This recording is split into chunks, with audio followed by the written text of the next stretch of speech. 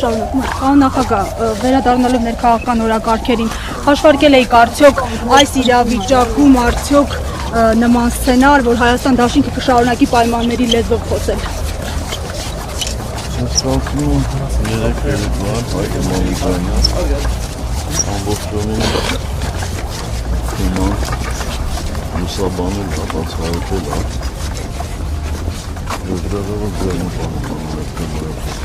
Պարոն նախագահ, ձեր ամեն հարցազրույցից հետո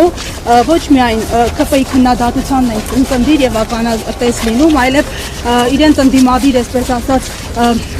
ներկայացնող շրջանակների մեկ հարցազրույցից հետո տասնյակ հարցազրույցներով փորձում են ձեզ պատասխանել,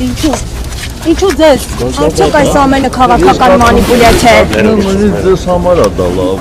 թեմա է, էլի, գրեք։ Բայց սա քաղաքական մանիպուլյացիա կարող է համարվել, պարոն Սարգսյան, ի սկզբանե դատապարտված չի այս գործընթացը, պարոն Սարգսյան։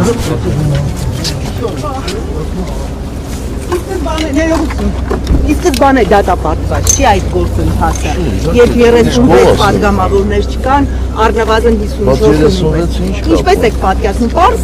մաթեմատիկական հաշվարկ է։ Գիտեք, ես ինչից եմ զարմանում, որ լրագրողը, որ թեմայով հետաքրքրվում է, ուշադիր չի, հետևում տարբեր մարդկանց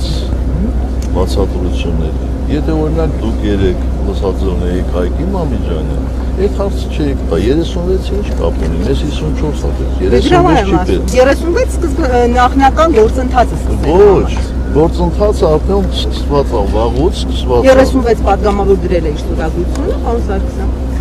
Լսեք, ես ձեզ ասում եմ, գնացեք թեման ուսումնասիրեք։ Ես ուսումնասիրել եմ, շատ լավ Չեք ուսումնասիրել, որովհետև գործընթացը սկսվում է, երբ ազգային ժողովի մեկ պատգամավոր առաջադրում է վարչապետի տեխնացու։ Գործընթացը այդ ժամանակ է սկսում, 36-ը Բայց նիստերի դահլիճ բերելու համար 36 մարդու ստորագրություն է, պարոն նախագահ։ Ասեցինք, որ նիստերի դահլիճ բերելու ենք, երբ ունենանք 54, 36-ը կապ չունի, վատ թիվ եք ասում 36-ը։ Իսկ փողոցային պայքարը երբ եք նախատեսում մեկնարկել։